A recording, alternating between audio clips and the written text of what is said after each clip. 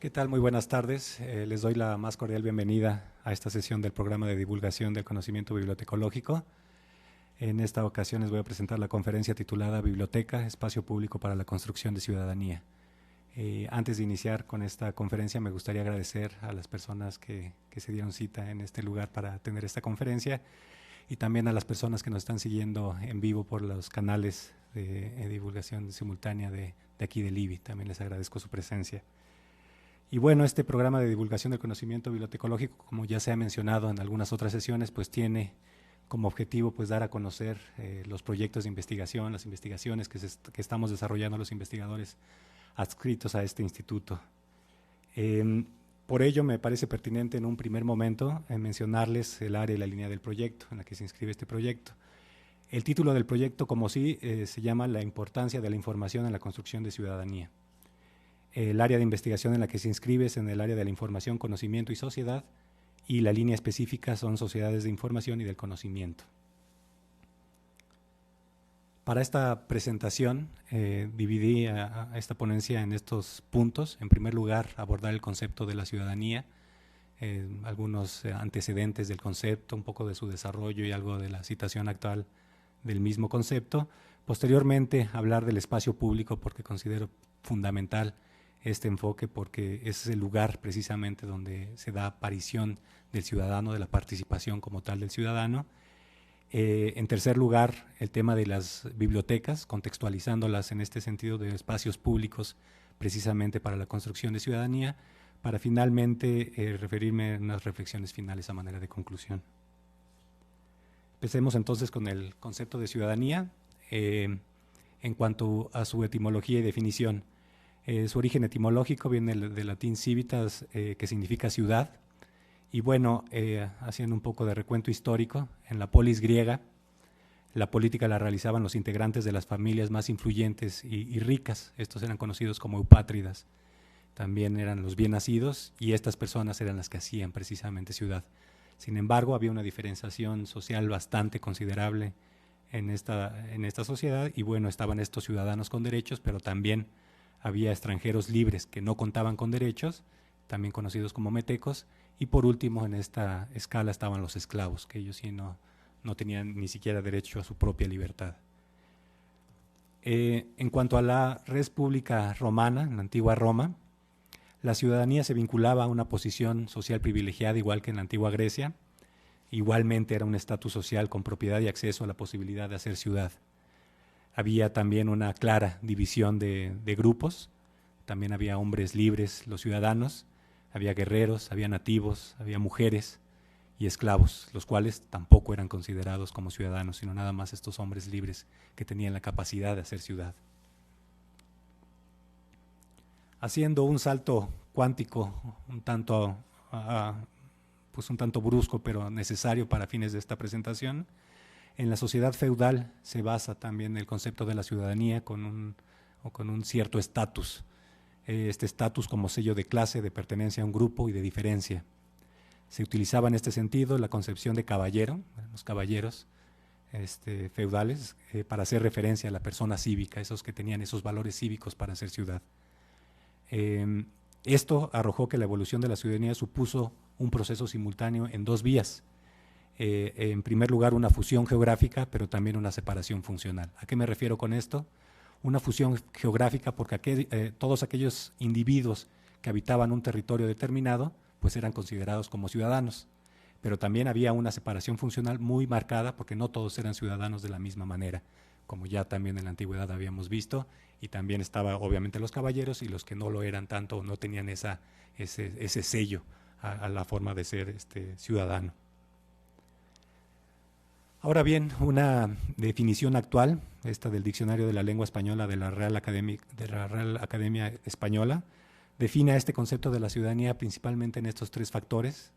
En primer lugar, como una cualidad de derecho del ciudadano. En segundo lugar, como conjunto de los ciudadanos de un pueblo o nación. Y por último, con un comportamiento propio de un buen ciudadano. Que esto, como lo vemos, nos dice como que mucho y nada al mismo tiempo, no entra mucho en contexto y es la definición actual que se tiene de ciudadanía si nosotros buscamos en el diccionario. Por eso a mí me gusta irme a los orígenes conceptuales, esos autores clásicos que han abordado el concepto de ciudadanía, y en lo particular a mí me gusta mucho abordar a Marshall en su texto llamado Ciudadanía y Clase Social de 1949. Él hace un análisis de este concepto, pero sobre todo refiriéndose exclusivamente a la realidad de Inglaterra de esos años, ¿no? Y sobre todo también adoptando un poco de la historia de Inglaterra, pero bueno, mucho de esto también contextualiza lo que pasó en muchas otras regiones del mundo, entonces por eso es tan útil Marshall, tanto así que muchos de los artículos científicos y de la producción que se relacione de cierta forma con el concepto de ciudadanía, también muchos de ellos evoquen a este autor, a Marshall. Él parte de una hipótesis sociológica de la existencia de un tipo de igualdad básica vinculada al concepto de la pertenencia plena de un sujeto a una comunidad. Esto también era conocido como ciudadanía. En este punto, miren qué curioso es lo que voy a decir a continuación, la desigualdad de clases llegaba a ser aceptable siempre y cuando se reconociera la igualdad de ciudadanía. Esto es fuerte y lo vamos a retomar posteriormente porque es bueno en el análisis del desarrollo del concepto. Marshall propone estos elementos constitutivos, estos tres elementos constitutivos que dan origen a la idea de ciudadanía, un elemento civil, un elemento político y un elemento social. En primer lugar, el elemento civil hace referencia a los derechos civiles alcanzados en el siglo XVIII, también conocidos como derechos de primera generación, que estos daban cuenta de la concepción liberal clásica. ¿Y qué tiene que ver esto? Pues precisamente con el derecho a la libertad, al derecho a la igualdad, a la propiedad, al libre desplazamiento, a la vida y a la seguridad, esos básicos con los cuales puede tener un individuo. Posteriormente, el elemento político se relaciona con derechos políticos alcanzados, por lo menos en Inglaterra, en el siglo XIX. También caen en el cobijo de los derechos de primera generación, y estos son derechos individuales pero ejercidos colectivamente. Aquí se relacionan algunos tipos de estos como libertad de asociación, de reunión, de organización política y sindical, así como también la participación política y sindical, y por último el sufragio universal. Por último está el elemento social, que bueno, se vincula con los derechos sociales alcanzados durante el siglo XX, y estos son de segunda generación. Son derechos sociales, económicos o de crédito, y ejemplos de ellos los podemos ver materializados como el derecho al trabajo, a la salud, a la educación, el derecho a la reunión, a la organización política y sindical, al seguro de paro, a los medios de vida y también al bienestar social en general, ¿no? Estos derechos ya que se vinculan más precisamente con un aspecto pues no tan individual, sino de más de una posición que se tenga en la estructura social. De entrada, dentro de estos tres elementos vemos una tensión existente entre ellos, pues para la existencia de los dos primeros se necesitaría un estado mínimo, un estado meramente regulador, nada más para que pueda estar el elemento civil y político. Sin embargo, para la existencia del elemento social sí pide la presencia de un estado más fuerte con los estados de bienestar y todo esto que brinde precisamente la cobertura de las necesidades a los ciudadanos. Por lo tanto, la ciudadanía implica una relación permanente entre el propio concepto y un estatus de libertad, como se vio anteriormente. Implica también la posibilidad del disfrute de los logros económicos relacionados con poder ganar, ahorrar, comprar, alquilar, etcétera, con todos estos bienes también económicos. Ahora bien, retomando un poco esto que habíamos visto anteriormente de las desigualdades sociales, la relación de ciudadanía y política social, es decir, el aspecto social de la ciudadanía. Y bueno, aquí es interesante mencionar las leyes de pobres de los años de 1601, de 1662 y de 1782, que estas leyes de pobres se suscribían en una especie de caridad y ayuda divina. ¿Qué es esto? Se ofrecía beneficencia solo a quienes por enfermedad o edad fuesen incapaces de seguir peleando, o a todos aquellos seres indefensos que renunciaban a la lucha, reconocían su derrota y pedían clemencia. La ley de pobres trataba los derechos de los pobres no como parte integral de los derechos del ciudadano, sino como parte sustituto de ellos por renunciar precisamente a este estatus de ciudadanía. Entonces en esto es como más bien una idea de designio divino o de que uno no fue lo suficientemente capaz de salir adelante, Entonces tenía que renunciar a esa posibilidad de ciudadanía para poder tener la ayuda y la caridad. Entonces vemos que esto es bien interesante en este concepto de la desigualdad, de la pobreza, de la situación de vulnerabilidad con el concepto de ciudadanía.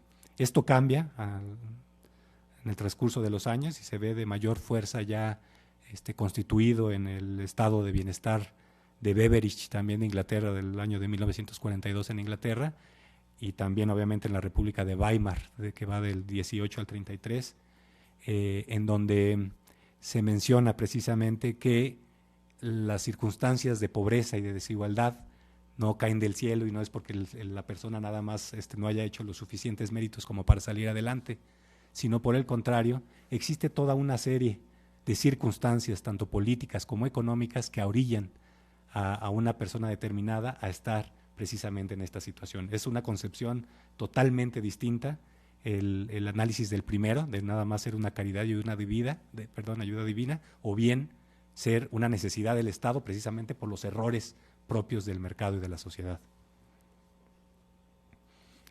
Existen muchos críticos de Marshall, se le ha tachado de evolucionista, de etnocentrista, de ser apolítico.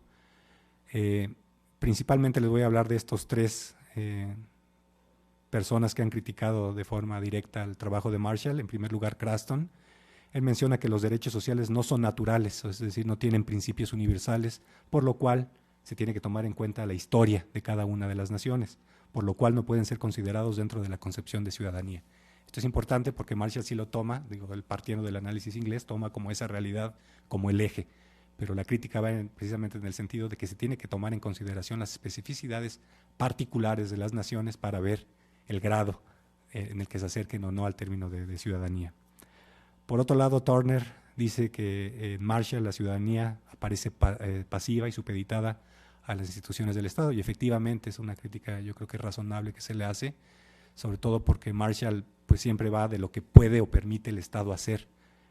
No toca mucho el tema de la participación ciudadana, del ejercicio ciudadano para también actuar de forma libre frente al Estado, sino que nada más menciona las posibilidades que da el Estado precisamente para que surja esta ciudadanía. Y por último, Roche menciona el no reconocimiento de que una acción política como lo fueron las revoluciones en su momento dieron pie a la construcción del concepto de ciudadanía. Bueno, a la par de estas críticas que se le han hecho al trabajo de Marshall, como yo les había dicho desde el inicio de esta conferencia, es un autor muy clásico en este concepto, muy manejado, y bueno, da grandes aportes al entendimiento del propio concepto. Para mencionarles también algunos elementos aglutinadores que dan pie a la construcción de la ciudadanía, pueden mencionarse estos: el sentimiento de comunidad, la identidad colectiva, el sentimiento de pertenencia precisamente a una colectividad específica. No voy a entrar en mucho detalle de ellos porque bueno, todavía es más amplia la presentación. Existe una crisis en cuanto al término de la ciudadanía moderna que se da sobre todo en el siglo XVIII, con las revoluciones americanas de 1776 y con la francesa de 1789. Y bueno, antes de estas revoluciones los derechos eran reservados a los ciudadanos y como vimos en los antecedentes, no todas las personas eran catalogados como ciudadanos. Aquí existían tres tipos de problemas, por así decirlo, macro, en los que podríamos ubicar el tema general. En primer lugar, la edificación del concepto de Estado con el rompimiento de las instituciones políticas y de la sociedad civil. También el régimen de gobierno logra, lograr tener gobiernos democráticos y republicanos en medio de sociedades caracterizadas por gobiernos monárquicos. También ahí había el otro problema. Y por último, la idea esta de inscribir al hombre en el derecho en un marco caracterizado por el esclavismo, otra de las grandes contradicciones de estos tiempos, ¿no? Esto originó la necesidad de redefinir a la ciudadanía intentando que los derechos civiles sean de carácter universal, y es precisamente donde se da ese paso de nada más verlo por las naciones a tener un carácter que realmente refleje que cualquier individuo sobre la faz de la tierra tenga esa posibilidad de allegarse a los beneficios de ser ciudadano. Como problemas específicos están los siguientes. En primer lugar, el tamaño de las repúblicas modernas. Obviamente no es el mismo el tamaño de estas que las el tamaño de los estados-nación comentados anteriormente. También, y puede ser que también por este tamaño de las repúblicas surge el segundo problema, que es el surgimiento precisamente de que el poder ya no puede ser ejercido por todos, y surge la doctrina de la representación mediante el control popular, esto es, el sufragio universal. Y por último, pero no por ello menos importante, la tardanza de admitir la naturaleza humana dividida en hombres y mujeres. Esto se debe hacer ya hasta muy entrados los años. Aquí vemos algunos ejemplos. En Australia se permitió la primera vez el voto a las mujeres en el año de 1861, que es uno de los primeros países. Finlandia en 1907, en Estados Unidos de América hasta 1920, en España en 1931, y en nuestro país las mujeres pudieron votar por primera vez en el año de 1953. También un gran debate que surge a partir del origen de la ciudadanía, pues es lo que tiene que ver con la ciudadanía y nacionalidad. Hay que ser muy claros también en el manejo de estos conceptos, que algunos los llegan incluso a utilizar, sobre todo en el ambiente político, como si fueran necesariamente equivalentes. De esto hay dos visiones opuestas de entrada, que es el pensamiento conservador y el pensamiento progresista. El pensamiento conservador indica que la ciudadanía se refiere o se restringe al concepto de nación y solo son ciudadanos los nacidos en un lugar determinado. Aquí tiene que ver totalmente la filiación y el derecho de sangre. Por otro lado, el pensamiento progresista pues va más allá y dice que la ciudadanía es un contrato, no precisamente una filiación, por lo cual no se puede excluir y no se restringe a un orden biológico como lo puede ser la sangre. Después existen otros pensamientos también que intentan pues hacer alguna diferenciación entre estos conceptos. Está la concepción democrática, en donde disocia la ciudadanía de la nacionalidad, y bueno, aquí va precisamente por una búsqueda de la protección transnacional de los derechos humanos. Y también, bueno, con el proceso de globalización y con cuestiones internacionales relacionadas con la producción, el comercio, el capital financiero, las migraciones, la pobreza, daños ambientales y los nuevos sistemas de comunicación, inclusive se puede hablar también hoy en día de un ciudadano global. Es también otra forma de entender al ciudadano. Ahora bien, entrando a estas visiones del liberalismo y la visión republicana de la ciudadanía, en primer lugar, el liberalismo sí contribuyó a la idea de la ciudadanía universal, es decir, en el entendimiento de que todos los individuos nacen libres e iguales. Sin embargo, esta misma visión ignoró aspectos importantes como es la conciencia pública, la actividad cívica y la participación política. Por otro lado, la visión republicana sí enfatizó el valor de la participación política y también atribuye un papel central a la inserción del individuo en una comunidad política ya por excelencia. Como algunos factores de la práctica ciudadana, les puedo mencionar estos. En primer lugar, la reactivación de la esfera pública. En segundo lugar, la identidad política. También la ciudadanía participativa, este es otro concepto también clave y diferenciado de ciudadanía como tal. Ya apellido, que es lo participativo, da todo un cambio también a la noción del entendimiento del mismo concepto, y también el relacionado con la ciudadanía democrática, que obviamente aquí tiene que ver más con la participación de los individuos, precisamente en el entendimiento de que pueden elegir ellos mediante la emisión de su voto la representación de los cargos que sean públicos y de carácter gubernamental. Ante esto, bueno, surge un renacimiento de la sociedad civil a partir de se retoma el análisis de la ciudadanía en los escenarios tanto teóricos como políticos en la década de los 80, asociando principalmente las siguientes características. En primer lugar, procesos diferenciados entre el Estado y el mercado. También se relaciona a individuos sin la necesaria intervención del Estado, y también su capacidad de institucionalizar principios éticos e institucionales. Nosotros podemos, aquí sobre todo en estos años, quizá un poquito antes, desde la segunda mitad de la década de los 70, todos conocemos lo que es la tercera vía, ¿no? Precisamente esa tercera vía hacía alusión a que no todo era Estado ni todo era mercado, sino que también existía la sociedad civil, y qué mejor que esta sociedad civil fuera organizada, que pudiera participar precisamente en el ejercicio político de las naciones. A esto era lo que se conoció a grandes rasgos como la tercera vía, es decir, que puede participar sin la necesaria intervención de cualquiera de los dos actores. De forma rápida me gustaría compartir con ustedes también grandes corrientes teóricas que ha tenido el concepto de sociedad civil. En primer lugar, lo mencionado por Locke, por Ferguson, por Adam Smith, que bueno, ellos enfatizan un término económico del concepto mediante la autorregulación del mercado sin la intervención del gobierno. Que ellos son muy del mercado y que el mercado, mediante esta mano invisible, va a hacer que todo funcione de buena forma. Por otro lado está Montesquieu, Rousseau y Tocqueville, que ellos sí destacaban las relaciones sociales establecidas y reguladas por los agentes autónomos, es decir, esa capacidad de autogestión. Por otro lado, Hegel puede ser uno de los primeros autores modernos en tocar el tema de la sociedad civil.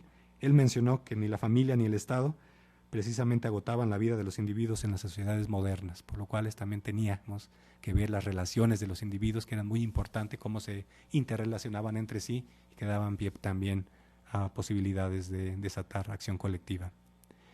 También en la teoría marxista, pues aquí se ve a la sociedad civil referente a una lucha de clases, en donde menciona que tanto el capitalismo como el Estado serían superados históricamente por la clase obrera en ese sentido.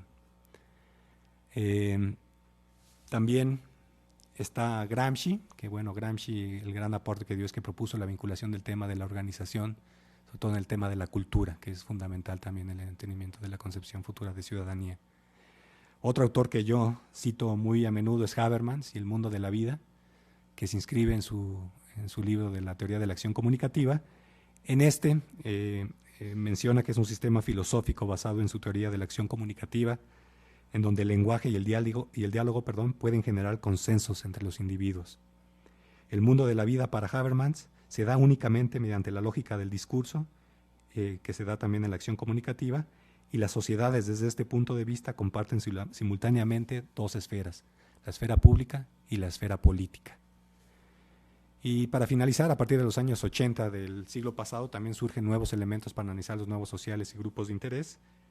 Esto por movimientos sociales que no tienen una participación por los canales tradicionales de política, ya no se ven representados en los partidos políticos y en la vida política en general, entonces empiezan también a ver y a ser actores muy importantes de la sociedad civil organizados, sobre todo en movimientos sociales y en grupos de interés. La acción colectiva es otro de los temas también fundamentales a destacar aquí, que tiene que ver con la sociedad civil genera espacios participativos en la esfera de lo público, los cuales tendrían características más incluyentes y abiertas, lo que generaría a su vez una participación más democrática. También el concepto de la esfera pública no estatal se relaciona con aspectos como las expresiones, la autonomía, la autorregulación, el tema de lo independiente, la participación, el empoderamiento, derechos humanos y en general precisamente con nuestro concepto que nos trae a cuenta ahora. Entonces aquí surge el debate del espacio público precisamente como un espacio de participación, de aparición del ciudadano y donde se llevan a cabo la democracia. Por eso ya voy a dar paso a la siguiente apartado, que es el espacio público como lugar de aparición de la ciudadanía. Para entrar en este segundo apartado voy a hablar primero de la importancia que cobra el concepto de la esfera pública en su relación con la temática de la ciudadanía y la democracia. En primer lugar, conviene ahondar en la reflexión de dicho concepto, que en primera instancia tiene como contraparte la esfera privada, y la esfera privada, bueno, todos lo podemos conocer con lo que destacan elementos como son la familia, el hogar y hasta los pensamientos que tenga uno, eso que se circunscribe a ese aspecto muy del hogar. Por el contrario, la esfera pública se relaciona con lo que puede ser visto y escuchado por todos. En palabras de Hannah Arendt, la esfera pública, al igual que el mundo en común, nos junta y no obstante impide que caigamos uno sobre otro, por así decirlo, por decirlo así como diría textualmente. En esto me gustaría también destacar parte de la obra de Arendt, en donde ella menciona que son principalmente tres las actividades en las que se ha basado la vida del hombre en la faz de la tierra. El primero es la labor, relacionada con todas aquellas tareas necesarias para el mantenimiento de la vida, como son el alimentarse, el beber, el dormir, el descansar. En segundo lugar está el trabajo, donde mediante la utilización de los materiales que ofrece la naturaleza se fabrica, en palabras de Hannah Arendt, la interminable variedad de cosas cuya suma total constituye el artificio humano. Por último, y creo que es el más importante en los aportes de Hannah Arendt, está la acción, que le da al individuo el sentido de libertad y lo difiere precisamente del resto de la naturaleza, siendo precisamente en esto, en la acción, en donde con la palabra y el acto nos insertamos en el mundo humano. De aquí podemos destacar dos elementos esenciales en el entendimiento de la ciudadanía. En primer lugar, la posibilidad de que todos los individuos sean vistos y escuchados, pero también la generación de un espacio común en donde los individuos se muestran mediante la argumentación, el discurso y la acción. La teoría de Habermas, que ya habíamos mencionado, digo ahorita brevemente porque muchos de los postulados de Habermas tienen mucha relación con los postulados de Hannah Arendt. Él dice o estudia las sociedades a partir de dos niveles simultáneos de análisis. En primer lugar, el sistema, pero también el sistema del mundo de la vida que ya les había dicho. Citándolo brevemente nada más para ver, él decía que el sistema son los campos basados en una razón instrumental relacionados con la política, es decir, con el Estado y con la economía, y que con la evolución y modernización del capitalismo terminaron dominando, él menciona que con la palabra de colonización, al mundo de la vida. Este último relacionado con aspectos vinculados a la cultura, la personalidad y la sociedad. Estos vinculados precisamente a una fundamentación de la razón comunicativa. Es decir, el postulado de Habermas es de que los mecanismos sistémicos acaban desplazando las formas de integración social, incluso en aquellos ámbitos en que la coordinación de la acción en términos del consenso no tenían sustitución alguna.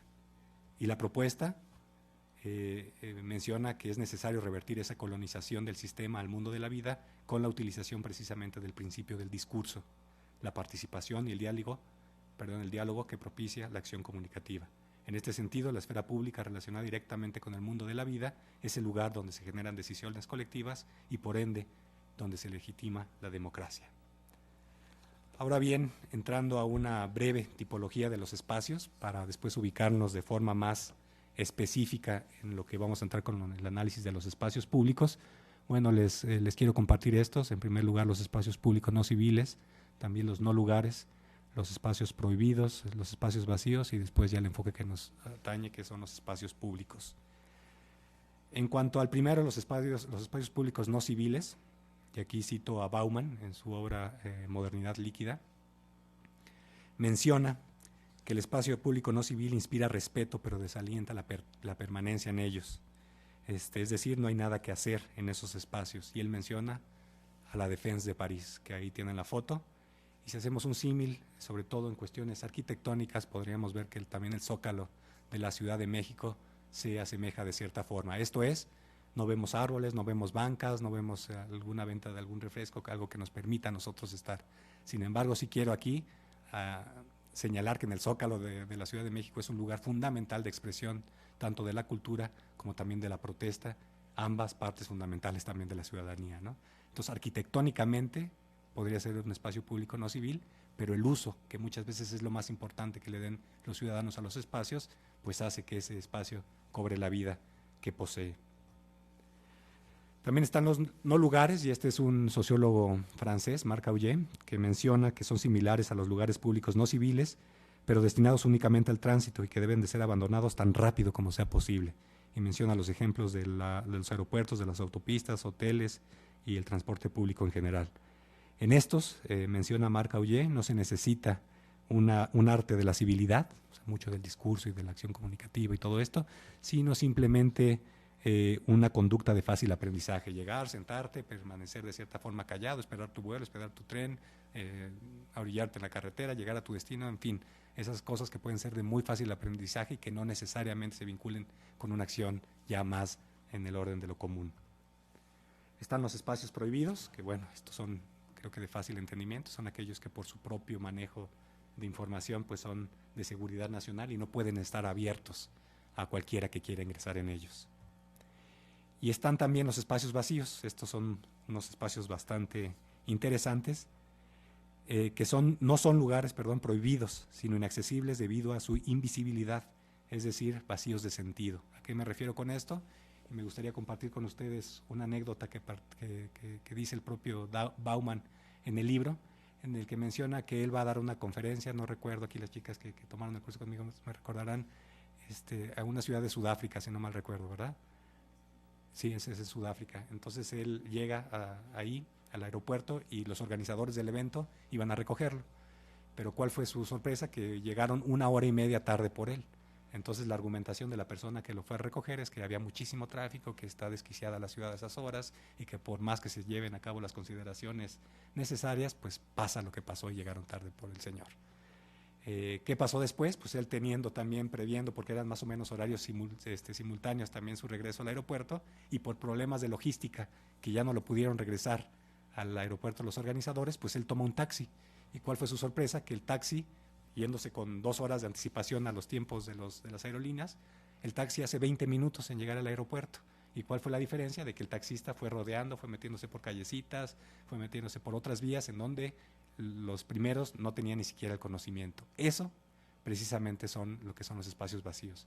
Son espacios vacíos de entendimiento, es decir, nosotros también pasamos por muchas calles y sin embargo no tenemos el conocimiento de las calles paralelas que en ellos estén, los espacios, los lugares que pueden estar incluidos en ellos, ¿no? Y eso lo hace precisamente vacío del sentido de noción cognoscitiva. Y por último están los espacios públicos, donde voy a circunscribir en ellos a las bibliotecas, como digo, espacios por excelencia, lo vamos a ver, para que se genere la ciudadanía.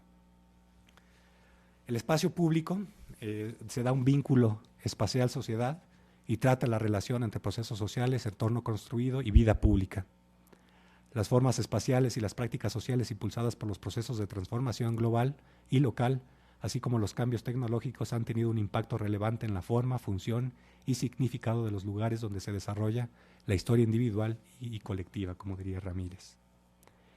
Algunas características del deber ser del espacio público deberían de tener la inclusión, el libre acceso, la coexistencia de diversas funciones, la aceptación de lo extraño, todo esto enmarcado en un conjunto de reglas públicas respetadas por todos. Esto es el deber ser.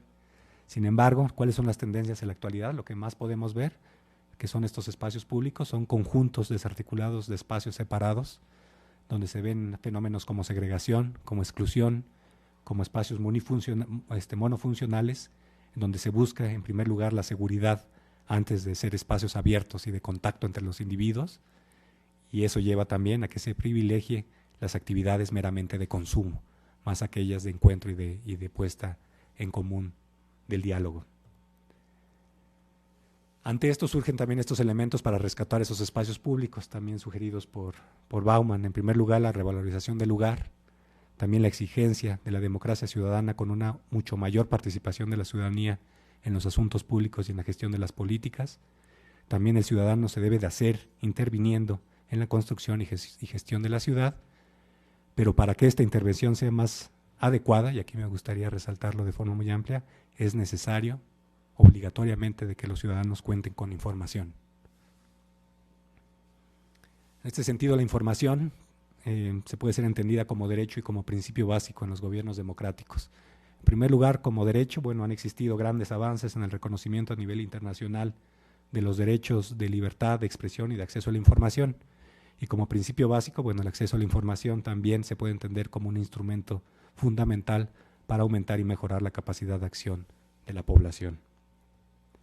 Es aquí, terminando con esta noción del espacio público, donde me gustaría vincular y mencionar a las bibliotecas como lugares de excelencia, como espacios públicos para la construcción de ciudadanía. Y para ello, primero voy a dar algunas cuestiones de la biblioteca y vamos a ir viendo cómo muchas cuestiones también se van vinculando con los mismos preceptos que dan en el concepto de ciudadanía. La biblioteca sirve como un elemento que apoya el aprendizaje, la investigación, la docencia y la cultura. De igual forma, y esto hay que poner aquí atención, de igual forma pone a disposición de los usuarios información oportuna para la generación de conocimientos y actualización de los conocimientos ya adquiridos. Estos conocimientos también generan una mayor capacidad para formar opinión y pensamiento crítico frente a las realidades políticas, sociales, económicas y culturales en las cuales se inserta el individuo. Tiene mucha relación. Aquí me gustaría citar al doctor Federico Hernández Pacheco, que agradezco que también esté presente en esta conferencia, sobre todo en su conferencia que dio en estas mismas colección, por decirlo así, de conferencias, que la tituló La Biblioteca Pública, una institución esencial para el desarrollo de la sociedad. En específico, me gustaría resaltar lo que mencionó en una definición de la UNESCO sobre biblioteca pública, en donde se ve a esta biblioteca pública que es una institución democrática para la enseñanza, la cultura y la información, por lo cual es el principal medio para dar a todo el mundo libre acceso a las ideas del hombre. También dentro de esto, se vincula tanto lo que le interesaba al doctor Hernández Pacheco como lo que interesa en esta investigación, él desde el punto de vista de como una institución esencial para el desarrollo de la sociedad y yo como una institución, por así decirlo, que facilita también la generación de ciudadanía. Van muy vinculadas, muy de la mano. Siguiendo un poco con esto, en el año de 1982 se llevó a cabo la reunión regional convocada por la UNESCO sobre el estado actual y estrategias para el desarrollo de las bibliotecas públicas en América Latina y el Caribe, en la cual se propusieron los ejes que deberían seguir las bibliotecas públicas. Entre estos a mí me gustaría resaltar los que a mi parecer se vinculan de forma más directa con la construcción de ciudadanía. Pongo en negritas aquellos aspectos que me gustaría que también pusieran ustedes mayor atención, porque también no son cosas de que yo esté inventando, sino que ya están escritas y que tienen mucho que ver con lo que había dicho en la primera parte del desglose de los conceptos. En primer lugar, las bibliotecas deben asegurar a toda la población el libre acceso a la información en sus diferentes formas de presentación. Esta información debe ser amplia, actualizada y representativa de la suma del pensamiento e ideas del hombre y la expresión de su imaginación creativa, de tal manera que tanto el individuo como la comunidad puedan situarse en su entorno histórico, socioeconómico, político y cultural. Por otro lado, también las bibliotecas deben estimular la participación activa y efectiva de la población en la vida nacional, tema totalmente relacionado con el tema de la ciudadanía, incrementando así el papel de la biblioteca como instrumento facilitador de cambio social y de participación en la vida democrática. Por otro lado, también las bibliotecas deben promover la formación de un lector crítico, selectivo y creativo, desarrollando simultáneamente su motivación por la lectura y su habilidad de obtener experiencias gratificantes de tal actividad, capacitando así a cada individuo para jugar un papel activo en la sociedad. Otra vez, directamente vinculado con un concepto de ese valor social y ese valor también de la generación de ciudadanía. Y por último, servir como centro de información y comunicación para la comunidad. Finalmente, a manera de conclusión, para que pueda haber algunos minutos de intercambios, de preguntas, de cuestionamientos, me gustaría terminar esta conferencia mencionando algunas funciones tradicionales de la biblioteca y también tratando de hacer el ejercicio de incorporarlas al entendimiento del desarrollo del concepto de ciudadanía. En primer lugar, una función cultural y de reforzamiento de la identidad, en donde las bibliotecas tienen como característica su libre acceso a actividades de lectura, de investigación y de creatividad, pero también tienen características del espacio público, analizado de forma muy amplia en esta presentación, en cuanto a ser lugares potenciales de encuentro, de comunicación y de participación. Además de esto, las bibliotecas contribuyen a la recopilación, difusión y conservación de materiales culturales de la comunidad en la que se encuentren, por lo que también ayuda a la protección y conservación de la cultura y de la identidad, que como vimos también son factores esenciales, esa identidad colectiva del entender ciudadano. Otra, que es la función académica, en donde la biblioteca juega un papel muy importante como agente del proceso educativo, así como del aprendizaje permanente.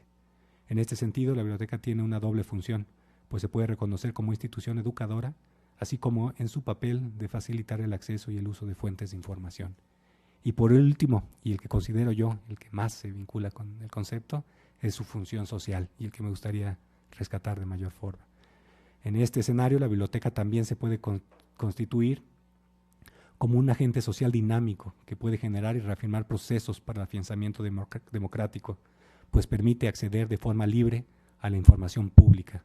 De tal forma, la biblioteca ayuda a alcanzar el ejercicio del derecho al acceso a la información y el conocimiento, originando con ello la generación de ciudadanos más capacitados e informados, los cuales cuenten con más y mejores elementos para fundamentar sus críticas, sus posturas y sus opiniones. Esto los puede hacer más partícipes en la búsqueda de soluciones de sus problemáticas y en general a conocer de mejor forma los temas de su entorno. Y esto sería todo por la presentación. Muchas gracias por su atención.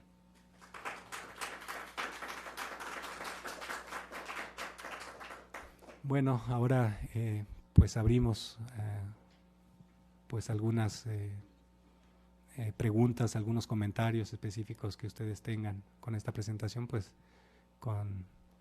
trataré de contestarlas de la mejor forma posible o también escuchar sus comentarios. Entonces ahora la palabra es suya. Si es que existen, ¿verdad?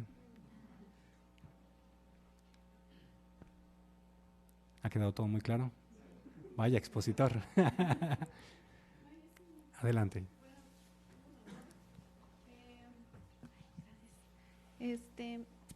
Específicamente cuando habló de la diferencia entre el pensamiento progresista y el proceso de globalización, históricamente sí son dos, digamos, escenarios distintos, pero en el pensamiento progresista que se habla por un contrato, ¿no también había una influencia económica en ese aspecto que incluso pudo haber derivado en ello hasta el pensamiento hacia la globalización?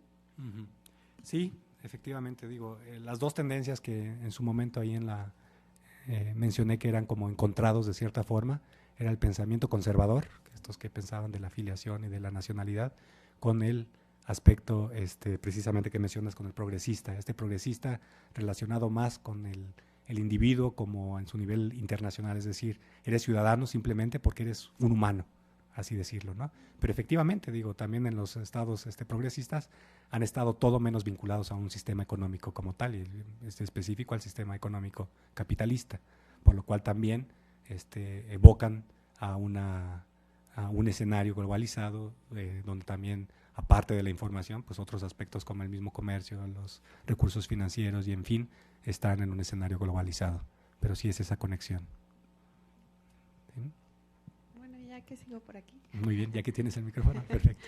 Tengo, más bien es algo plantear y más un punto de vista que quisiera ver desde otra perspectiva es, por ejemplo, la ley de transparencia y acceso a la información ahora ya no está hablando de ciudadanos que pueden ejercer ese derecho, sino también personas. O sea, eso quiere decir que ya están evolucionando las leyes y cualquier persona, sin importar la edad, el sexo, la nacionalidad, puede llegar a pedir la información, por supuesto, salvo las restricciones como datos personales o información de seguridad nacional. ¿Qué pasa con este cambio de ciudadanía a personas? Sí, qué bueno que lo mencionas, porque efectivamente se tiene la noción y así pasa en los diferentes países. No es lo mismo ciudadano, por ejemplo, para ser aquí que estamos cercanos, no es lo mismo la ciudadanía como se entiende en Estados Unidos, que es creo a partir de los 21 años, o la ciudadanía en México, que es a partir del de 18 años que ya puedes contar con el IFE. Pues existen diferencias, ¿no? Y marcadas ahí, entonces eso te hace el ser ciudadano, pero los que no están ahí, los de 17 no son ciudadanos, no tienen necesidades de información, no tienen esa capacidad de participación en sus asuntos directos, pues efectivamente creo que es un avance el cambiar esa concepción que puede de cierta forma circunscribir al individuo en un escenario específico de ciudadanía, llevarlo más allá y pensar de que también son actores, ¿no? Son actores válidos en la participación y verlos precisamente como posibles participantes, tanto en el diseño como en la participación de los asuntos públicos. Gracias a ti. ¿Alguna otra intervención? Sí, Reina. Yo tengo una pregunta que va relacionada con que sí, entendemos a la biblioteca como ese espacio público y la ciudadanía se vuelve una ciudadanía que va a la biblioteca, es una ciudadanía de élite, por decirlo así, porque es un privilegio, porque son estudiados, porque no toda la gente va a las bibliotecas, ¿no? Entonces, aquí la pregunta o la observación sería, ¿cómo volver esa ciudadanía que no sea solamente un núcleo o una parte de ella, ¿no? Dejando fuera esta parte de la que hablamos. Sí, esa es muy buena pregunta, Reina. Qué bueno que la realizas. Y en primer lugar me gustaría decir el concepto de biblioteca pública, pues lo que hace biblioteca pública precisamente es que es abierta, que cualquiera tiene acceso a ella, por lo menos de nombre. Efectivamente, se relaciona mucho con los niveles de educación y de preparación de las personas para acercarse también e informarse más. Ahí ya entraríamos en otras discusiones de otra serie de problemáticas, en donde también tendría que ver el sistema educativo nacional, en donde, bueno, existe una deficiente quizá acercamiento de los chicos, de los estudiantes con la lectura, Y bueno, esto también se puede ir generando y haciendo una bola de nieve que a futuro pues no los vincule de cierta forma con esta información y que nada más vean o consuman información por los medios masivos de comunicación, que eso lleva a otra discusión también del entendimiento de ciudadanía, donde bueno, también estos canales, por ser mediáticos también, pues llevan sus canales editoriales que definitivamente moldean de cierta forma la información. Entonces, qué mejor de poderse llegar. Pero efectivamente, ahí hay una ambivalencia en la cual, si bien las bibliotecas son por excelencia públicas en el sentido abierto del acceso, también existe ese factor en que no cualquier persona, por ver a la biblioteca, o sea, lo ven como edificio, pero dice, ¿quién sabe qué se haga ahí? ¿Quién sabe qué es lo que brinden? Entonces hace falta también una cierta concientización de que hasta la cultura que no tengan, los conocimientos que no tengan, puedan allegar en esa visión que hablamos, la función educadora de la biblioteca, puedan allegarse a ellos, ¿no? Y no ser solamente de una élite, como bien lo mencionas. Gracias. ¿Alguna otra intervención? Gracias. Pues yo vamos a felicitarlo por su exposición. Realmente es una línea de investigación necesaria para el instituto, necesaria para nuestro país. El tema de la construcción ciudadana en bibliotecas, pues bueno, yo realmente lo que he leído es en casos como en Colombia, ¿verdad? Así que en Colombia tienen una línea de investigación al respecto. Sí, sí, sí.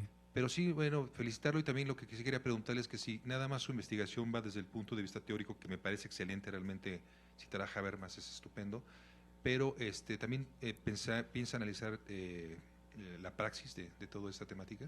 Sí, en la actualidad y debido a las contrataciones en la que yo estoy, que soy a contrato, nada más tengo un año que tengo que hacer esta investigación, entonces era el elemento teórico.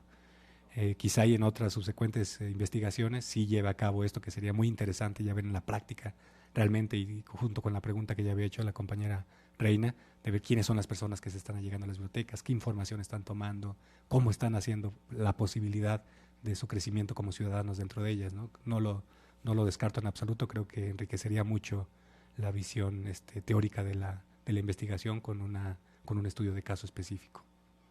Gracias.